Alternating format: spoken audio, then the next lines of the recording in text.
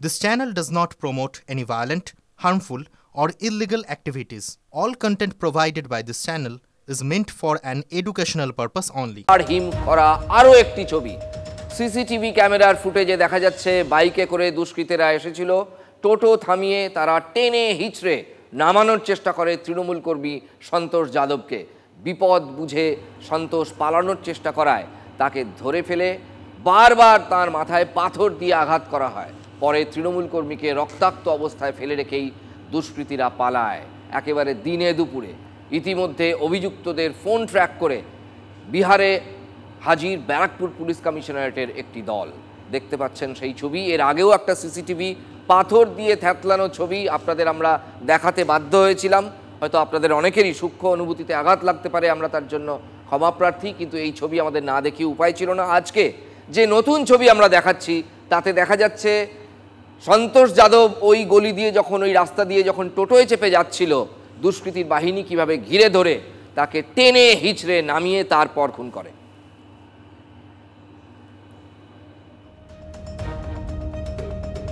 নৈহাটিতে তৃণমূল কর্মী খুনে পোস্টার রাজনীতি। নৈহাটির পর ভাটপাড়া, জগদ্দল, শ্যামনগরে অর্জুনের নামে পড়ল পোস্টার, অর্জুন সিং এর নামে পড়ল পোস্টার। অভিযুক্তরা যাতে ধরা পড়ে সেই জন্যই পোস্টার, দাবি তৃণমূলের।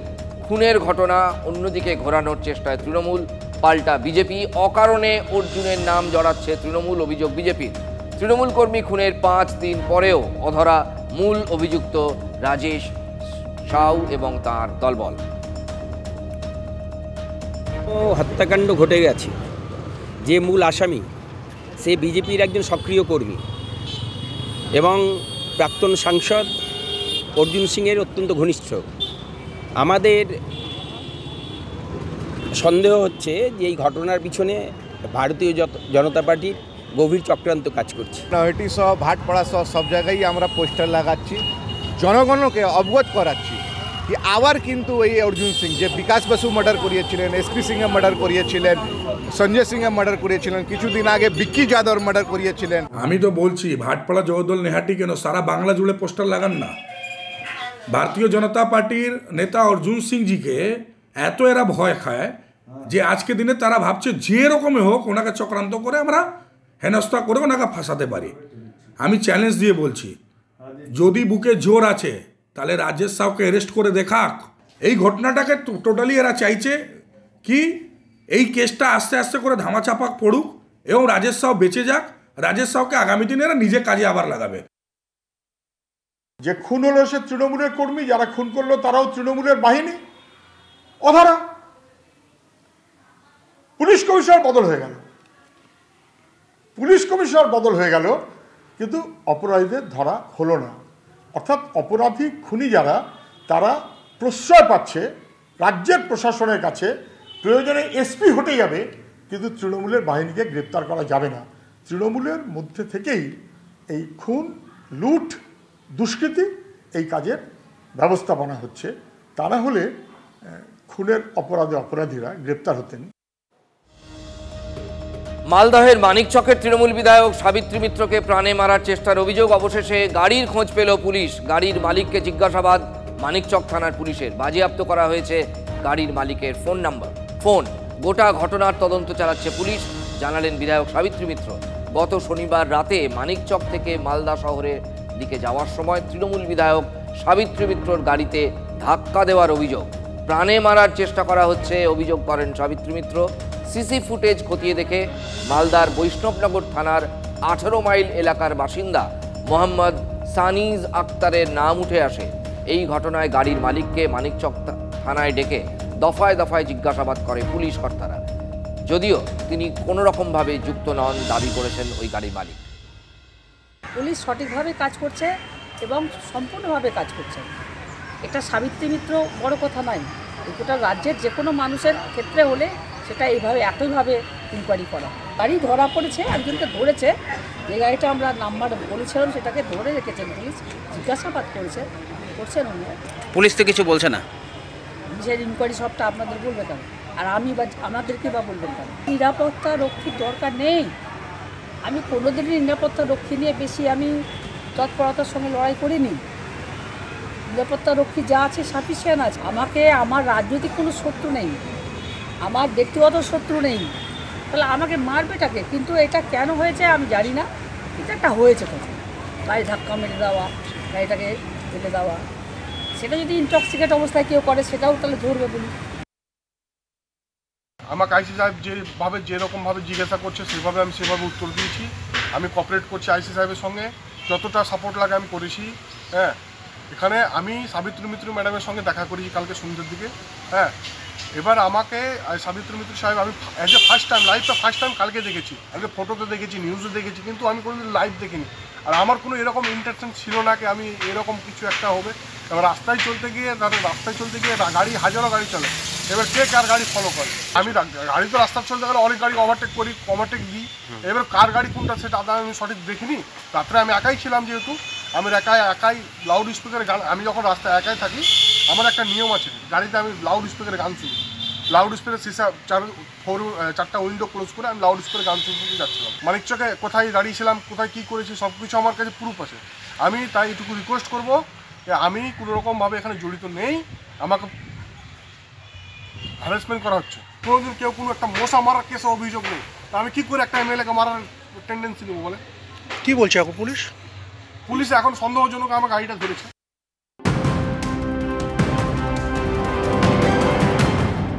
বীরভূমের রাজনীতিতে ফের শোরগোল। অবশ্যই বীরভূমের তৃণমূলের রাজনীতিতে ফের শোরগোল। প্রকাশ্যে অনুব্রত কাজল শেখ সংঘাত। জেলা পরিষদের সাফল্য এবং ব্যর্থতা নিয়ে দুই শাসক নেতার আকচি। জেলা পরিষদ পিছিয়ে গিয়েছে, কটাক্ষ অনুব্রত মণ্ডলের গলায়। অনুব্রতর দাবি উড়িয়ে পাল্টা চক্রান্তের অভিযোগ কাজল শেখের। সিউড়ি ও লাভপুরে পুলিশের ওপর হামলা নিয়েও দলের একাংশকে নিশানা। বীরভূম জেলা পরিষদের সভাধিপতির নিশানায় কেষ্ট। জল্পনা চরমে। অনুব্রতর দাবি 4 বিধানসভার দায়িত্ব তাকেই দিয়েছেন মমতা। অনুব্রতর দাবি মানেন না, পাল্টা চ্যালেঞ্জ কাজল শেখের। বীরভূম জেলা পরিষদ কোনো অংশে সারা রাজ্যের যে জেলা পরিষদগুলো আছে তার থেকে কোনো অংশে বীরভূম জেলা পরিষদ পিছিয়ে নেই। এটা নিয়ে যারা বিভ্রান্তিকর ঘটনা ছড়াচ্ছে, এটা বিভ্রান্তি ছাড়া অন্য কিছুই নয়। হয়তো তাদের মধ্যে কোনো ধরনের কোনো দুষ্ট চক্র কাজ করছে, সেই চক্র কাজ করতে পারছে না বলে বীরভূম জেলাকে বদনাম করার চেষ্টা করা হচ্ছে। সভাপতি কি হলেও হতে পারে, এ বিষয়ে দ্বিমতের কোনো অবকাশ নেই। যেই এটা নিয়ে বক্তব্য রাখছে তিনাকেই বলবো যে তিনি চক্রান্ত করার চেষ্টা করছেন, বীরভূম জেলাকে বদনাম করার চেষ্টা করছেন। বীরভূম জেলা এগিয়ে আছে, বীরভূম জেলা কোনো অংশে পিছিয়ে নেই। শুনলেন কাজল শেখ কি বলছেন। আমরা আপনাদের অনুব্রত মণ্ডল ঠিক কি কটাক্ষ করেছেন সেটাও শোনাবো। বীরভূমের রাজনীতিতে ফের শোরগোল। প্রকাশ্যে অনুব্রত কাজল কাজিয়া। মন্ত্রীর সঙ্গে আলোচনা হচ্ছিল যে জেলা পরিষদটা হঠাৎ পিছিয়ে গেল। আমরা তো চারবার রাষ্ট্রপতি পুরস্কার পেয়েছিলাম। ওই কথাই বসে বসে বলছিলাম যে জেলা পরিষদটা আবার নতুন করে দেখতে হবে, যাতে আবার 1 নম্বরে থাকি। সেই চেষ্টা আমরা করে নেব। নেক্সট আমরা 8 বছরে আমরা 1-এ চলে যাব। আগে তো পুরস্কার পেয়েছিলেন, 4বার পুরস্কার পেয়েছিলাম, রাষ্ট্রপতি পুরস্কার পেয়েছিলাম কেন্দ্রে। কেন এটা মনে হচ্ছে, কেন পিছিয়ে যাচ্ছে জানি না কি জন্য পিছিয়ে গেল। আগামীতে বিষয়টা পুরো নতুনভাবে 100 বার দেখতে হবে জেলা পরিষদ কেন 1 নম্বরে ছিল, কেন 11 নম্বরে যাবে। জেলা সার্বিক উন্নয়ন তো জেলা পরিষদ থেকেই তো 100 বার ম্যাক্সিমাম উন্নয়ন করেছিলাম জেলা পরিষদ থেকে। আমাদের সঙ্গে রয়েছেন আমাদের বীরভূম জেলার প্রতিনিধি হিমাদ্রি। হিমাদ্রি, বাঘ ফিরে আসার পর, তৃণমূলের ভাষায় বাঘ অনুব্রত মণ্ডল ফিরে আসার পর তিনি বীরভূমের রাজনীতিতে আবার তার থাবা জমাতে চাইছেন, বোঝাই যাচ্ছে। সরাসরি তিনি এবার জেলা সভাধিপতির দিকে তার নিশানা, অর্থাৎ জেলা পরিষদের কথা। কিন্তু জেলা পরিষদ তো অনুব্রত মণ্ডলের দেখার কথা নয়।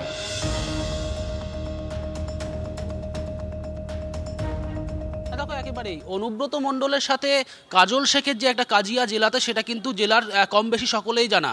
আর সে কারণেই কিন্তু এবার কিন্তু সরাসরি নিশানা করলেন কাজল শেখকে অনুব্রত মণ্ডল। গতকাল তিনি একটি বক্তব্যে বলেছেন যে জেলা পরিষদ পিছিয়ে যাচ্ছে, কী কারণে পিছিয়ে যাচ্ছে সেটা তাকে দেখতে হবে এবং 1 নম্বর পজিশনে যাতে আবার চলে আসে সেদিকেও নজর রাখতে হবে এবং চলে এসেছে। পাল্টা আজকে সাংবাদিক সম্মেলন করলেন কাজল শেখ। তিনি বললেন চক্রান্ত করা হচ্ছে, এই কথা সম্পূর্ণভাবে মিথ্যা। কোনো রকম কারোর প্ররোচনায় পড়ে এই ধরনের কাজ করেছেন বা ভুল তথ্য দিয়ে মানুষকে ভুল বোঝানোর চেষ্টা হচ্ছে। যখন সংবাদ মাধ্যমে প্রতিনিধিরা কাজল শেখকে প্রশ্ন করলেন যে আপনার দলের সভাপতি কেন জেলা পরিষদ দিয়ে এই ধরনের কথা বলতে যাবে, তিনি বললেন আঙুর ফল টক। অর্থাৎ তিনি কি বোঝাতে চাইতেন, ইনকাম কি কোথাও কম হচ্ছে, এই ধরনের কিছু একটা বোঝাতে চাইলেন এবং তিনি প্রকাশ্যে সেটা সংবাদ মাধ্যমের সামনে বললেনও।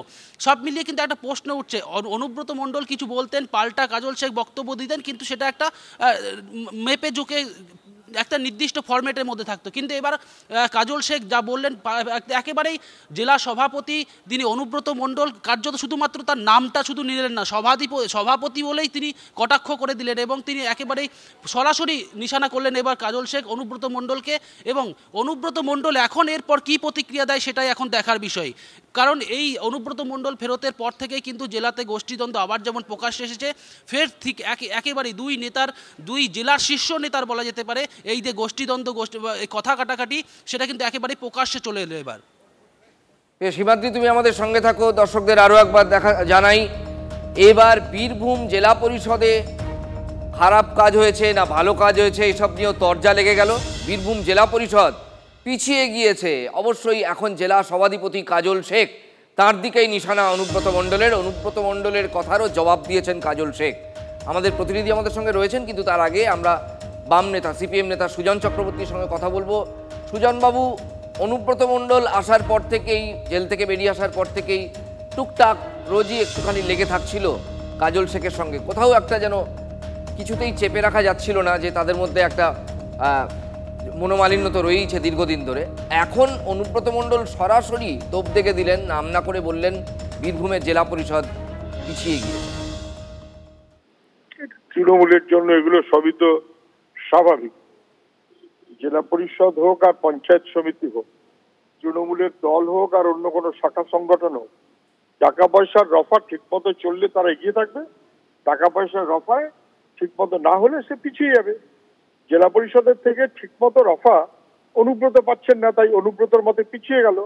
আবার কাজল শেখ যেহেতু রফাটা তার মতন করে করতে পারছেন বা করছেন, অর্থাৎ তার বিবেচনায় এগিয়ে গেল।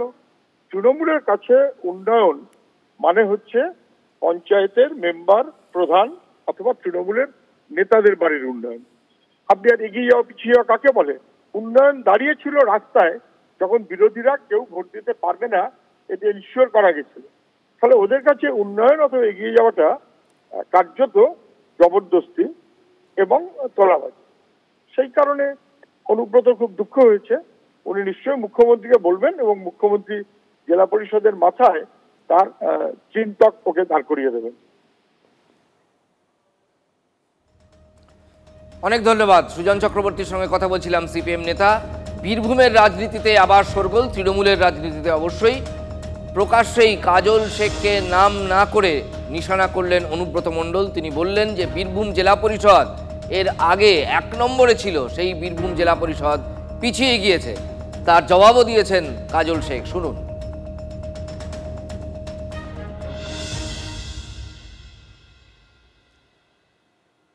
মন্ত্রীর সঙ্গে আলোচনা হচ্ছিল যে জেলা পরিষদটা হঠাৎ পিছিয়ে গেল, আমরা তো 4বার রাষ্ট্রপতি পুরস্কার পেয়েছিলাম, ওই কথাই বসে বসে বলছিলাম যে জেলা পরিষদটা আবার নতুন করে দেখতে হবে যাতে আবার 1 নম্বরে থাকি। সেই চেষ্টা আমরা করে নেব। নেক্সট আমরা 8 বছরে আমরা 1-এ চলে যাব। আগে তো পুরস্কার পেয়েছিলেন, 4বার পুরস্কার পেয়েছিলাম, রাষ্ট্রপতি পুরস্কার পেয়েছিলাম কেন্দ্রে। কেন এটা মনে হচ্ছে, কেন পিছিয়ে যাচ্ছে জানি না কি জন্য পিছিয়ে গেল। আগামীতে বিষয়টা পুরো নতুনভাবে 100বার দেখতে হবে জেলা পরিষদ কেন 1 নম্বরে ছিল, কেন 11 নম্বরে যাবে। জেলা সার্বিক উন্নয়ন তো জেলা পরিষদ থেকেই তো 100বার ম্যাক্সিমাম উন্নয়ন করেছিলাম জেলা পরিষদ থেকে। বীরভূম জেলা পরিষদ কোনো অংশে রাজ্যের যে জেলা পরিষদগুলো আছে তার থেকে কোনো অংশে বীরভূম জেলা পরিষদ পিছিয়ে নেই। এটা নিয়ে যারা বিভ্রান্তিকর ঘটনা ছড়াচ্ছে, এটা বিভ্রান্তি ছাড়া অন্য কিছুই নয়। হয়তো তাদের মধ্যে কোনো ধরনের কোনো দুষ্ট চক্র কাজ করছে, সেই চক্র কাজ করতে পারছে না বলে বীরভূম জেলাকে বদনাম করার চেষ্টা করা হচ্ছে। সভাপতি কি হলেও হতে পারে, এ বিষয়ে দ্বিমতের কোনো অবকাশ নেই। যেই এটা নিয়ে বক্তব্য রাখছে তিনাকেই বলবো যে তিনি চক্রান্ত করার চেষ্টা করছেন, বীরভূম জেলাকে বদনাম করার চেষ্টা করছেন। বীরভূম জেলা এগিয়ে আছে, বীরভূম জেলা কোনো অংশে পিছিয়ে নেই। 2023-এ নির্বাচন করেছি, 24-এ নির্বাচন করেছি। বীরভূম জেলা কোর কমিটির সদস্য হিসাবে আমি বলছি, বীরভূম জেলা একটা বোমাবাজি হয়নি, গুলিবাজি হয়নি। কিন্তু কি জানি কি অজানা কারণে মাত্র কয়েক মাস হলো বীরভূম জেলায় আবার সেই একই বিষয় চালু হচ্ছে, কোথাও বোমা উদ্ধার হচ্ছে, কোথাও গুলিবাজি হচ্ছে, কোথাও পুলিশকে মারা হচ্ছে। এটা কেন হচ্ছে, কী জন্য হচ্ছে আমার জানা নেই। যতক্ষণ পর্যন্ত রাজ্য থেকে কোনো নির্দেশ না আসবে ততক্ষণ পর্যন্ত কোর কমিটি বীরভূম জেলা চালাচ্ছে, কোর কমিটি বীরভূম জেলা চালাবে। মমতা বন্দ্যোপাধ্যায় যদি একটা গাছকে দাঁড় করিয়ে দেয়, যদি বলে এই তোর নেতা এই বীরভূম জেলা চালাবে, আমি তাকেই মেনে নেব।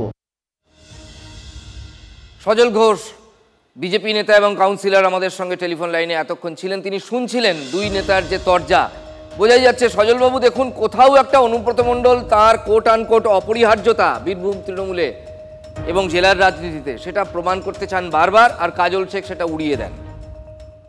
দেখুন, ওই কাজল আর অনুব্রত কি বলছে তাতে পশ্চিমবঙ্গের মানুষের কিছু যায় আসে না। পশ্চিমবঙ্গের বর্তমান কি অবস্থা সেটা নিয়ে মানুষ চিন্তিত। আজকে আমার রাজ্যের কি অবস্থা হচ্ছে, রাজ্যের মানুষের কি পরিস্থিতি হচ্ছে, আমরা সেটা নিয়ে চিন্তিত। কাজল অনুব্রত তরজা লড়বে, কবির লড়াই করবে, রাস্তায় দাঁড়িয়ে উন্নয়ন দাঁড় করিয়ে মারপিট করবে, তাতে আমাদের কিচ্ছু যায় আসে না। কিন্তু এই ব্যাপারটা হচ্ছে তৃণমূলের ব্যাপারটা হচ্ছে, বিয়ে বাড়িতে দেখেছেন আগে ব্যাচ সিস্টেমে খাওয়ানো হতো, একদল খেত, পেছনে আরেক দল দাঁড়িয়ে দেখতো কতক্ষণে উঠবে।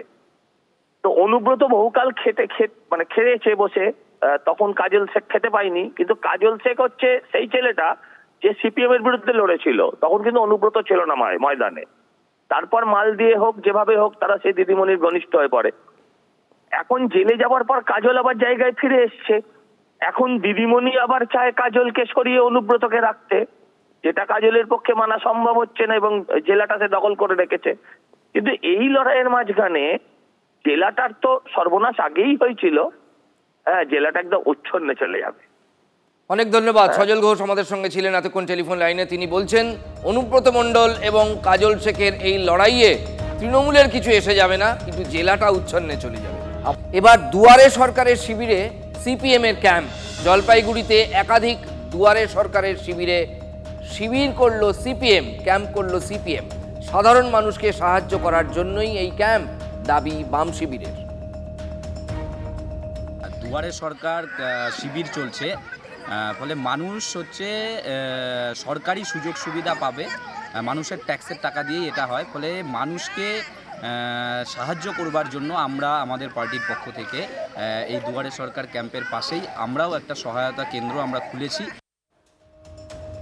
তৃণমূল এই সুযোগে ঠিক কটাক্ষ করছে এবং কটাক্ষ করতে কিছুতেই ছাড়ছে না। বোধোদয় হয়েছে সিপিএম এর, মোচা তৃণমূলের। এটা সিপিএম বুঝে গেছে, তো সেই কারণে ওরা চিন্তা করে নিয়েছে যে মমতা বন্দ্যোপাধ্যায়ের এই মানুষের উপকার বা পশ্চিমবঙ্গের এই উন্নয়নকে সাধুবাদ জানানোর জন্য ওরা বিভিন্ন জায়গায় বিভিন্ন ক্যাম্প করে ওরা মানুষের পরিষেবা দেওয়ার জন্য বিভিন্ন দুয়ারে সরকারে ওরা ফর্ম ফিল আপ করছে। আমরা তৃণমূল কংগ্রেসের পক্ষ থেকে আমরা ওদেরকে ধন্যবাদ জানাই। কটাক্ষের সুযোগ ছাড়ছে না বিজেপিও। বিজেপি বলছে এই যে 14 ফেব্রুয়ারি ভ্যালেন্টাইন্স ডে, তো তাই এসব দেখতে হচ্ছে। তার মানে স্পষ্ট হচ্ছে সেটিংটা যে আছে সেটা সুজনবাবু স্পষ্ট করে দিচ্ছেন। আমি তো সেটাই বলতে চাইছি যে চটির উপর বসে আঁচলে থেকে হাতে কাস্তে হাতুড়ি নিয়ে বিমানবাবুদের মাছ ভাজা খাওয়ার স্বপ্ন দেখতে দেখতে আবার বিপ্লব দীর্ঘজীবী হোক, সিপিএম এর কাছে এখন এটাই মূল কথা। নাবালিকা ছাত্রীকে অভিযোগ, উত্তপ্ত মহেশতলা, অভিযুক্তের বাড়িতে ভাঙচুর, উত্তেজিত জনতার। অভিযুক্তকে গ্রেফতার করলো পুলিশ। আমাদের সঙ্গে রয়েছেন আমাদের প্রতিনিধি সৌভিক। সৌভিক, ঠিক কোনখানে হয়েছে মহেশতলার এবং কি হয়েছে?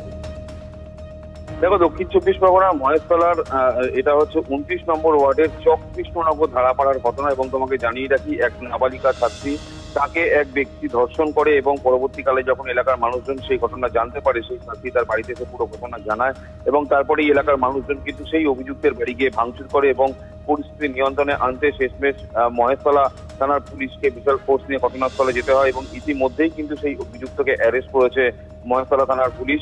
এবং সেই মহিলা যে ছাত্রীকে ধর্ষণ করেছে তাকে যেরকম জিজ্ঞাসাবাদ করা হচ্ছে, তার পরিবারের লোকজনকে জিজ্ঞাসাবাদ করা হচ্ছে এবং যে অভিযুক্ত তাকে অ্যারেস্ট করা হয়েছে এবং আজ তাকে আলিপুর আদালতে তোলা হবে। এবং ঘটনাস্থলে যথেষ্ট পরিমাণে উত্তেজনা ছড়িয়েছিল, কারণ এলাকার মানুষজন ওই অভিযুক্তের বাড়ি ভাঙচুর করে। পরবর্তীকালে মহেশতলা পুলিশ গিয়ে সেখানে পরিস্থিতি নিয়ন্ত্রণে আনে। অনেক ধন্যবাদ। তথ্য জানাচ্ছিলেন আমাদের প্রতিনিধি সৌভিক। আমি চাই সবাই যেটা বলে সেটাই, ওর ও যেরকম করছে ওর পাক জবাবও পাক, ও শাস্তি পাক। এই ঘটনাটা কি আপনার বাড়িতে ঘটিয়েছে? হ্যাঁ, আমি ওই দিনকে হসপিটালে গেছিলাম 27 তারিখে, আমাদের বাড়িতে কেউ ছিল না, তারই জন্য এরকম করেছে। আর তারপরে ও কালকে ওকে ধরেছে, আর তারপর ওর বাবাকে ছেড়ে দেয়।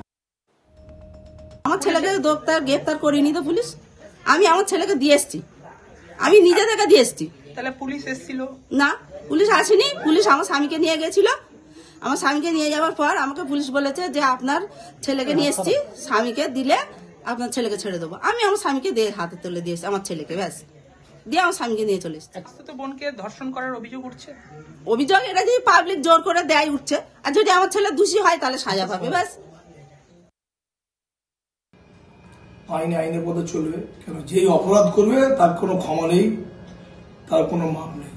স্থানীয়রা ভাঙচুর করেছে, বাড়ি ভাঙচুর। দেখুন, এরকম ধরনের ঘটনা ঘটতে স্বাভাবিক। আজকে দেখুন একটা ছোট্ট বাচ্চা মেয়ে, 14 বছর বয়স, তার সাথে এরকম নক্কারজনক ঘটনা ঘটে, স্বাভাবিক একটা উত্তেজনা থাকে। এলাকার লোকজন ওই মুহূর্তে একটুখানি ভাঙচুর তেমন কিছু না, জানালার কাঁচ দু চারটা ভেঙেছে, লোহার গেট ছিল, হয়তো একটু লাথি মেরেছে, এটাই ব্যাপার। এইরকম ধরনের ঘটনাকে আমরা তীব্র নিন্দা জানাই, এর কঠোরতম কোনো শাস্তি চাই আমরা, এবং পুলিশ প্রশাসনকে বলবে যতটুকু শাস্তি হওয়ার হোক, আগামী যাতে কোনো ছেলে সাহস না পায়।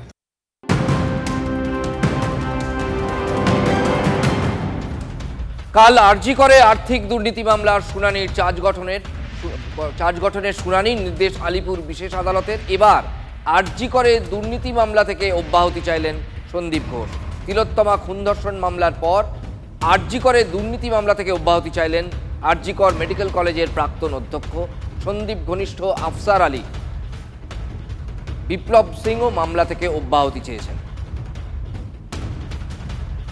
ডিসচার্জ হিয়ারিং করার পর কোর্ট যদি মনে করে সেটার অ্যালাউ হলো, তাহলে তো আসামি এই কেস থেকে খালাসও পেতে পারে। আর যদি মনে করলো যে এই ডিসচার্জটা প্রপার নয়, তাহলে ডিসচার্জটা রিজেক্ট হবে, তারপর চার্জ ফ্রেমের দিকে এগোনো যায়। কে চাইলেন ডিসচার্জ? আমরা আফসার আলীর হয়ে চাইলাম, আর বাকিরা করেছে তাদের হয়ে।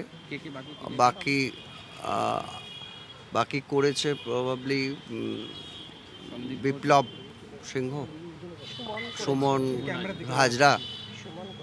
হাজরা, বিপ্লব সিংহ, আশিস পান্ডে, এনারা করেছে। সন্দীপ ঘোষ কি ডিসচার্জের জন্য না, করেনি এখনো।